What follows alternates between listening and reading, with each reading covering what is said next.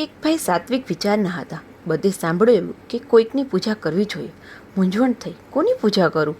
કોઈએ પૂછ્યું, સૌથી મોટા દેવ કોણ? જવાબ મળ્યો, મહાદેવ. તો પછી હું મહાદેવની પૂજા કરું. ઘેર મહાદેવનું લિંગ લાવી પૂજા શરૂ કરી. એકવાર રાત્રે જાગતો બેઠો હતો. એવામાં ઉંદર આવીને મહાદેવના લિંગ પર ફરવા લાગ્યો.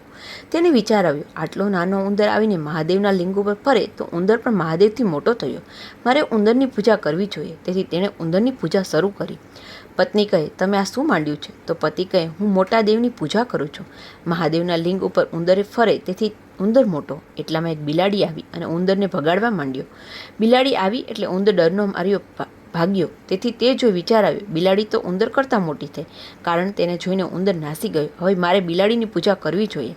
તેણે બિલાડીની પૂજા શરૂ કરી. પત્ની ચીડાઈને પૂછે, પણ કરે શું?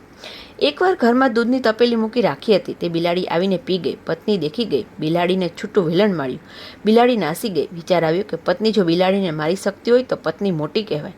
મારે પત્નીની જ પૂજા કરવી જોઈએ. પત્નીની પૂજા ચાલુ કરી. પત્ની તો જોઈતું હતું તે મળી ગયું. ખુશ થઈ ગઈ.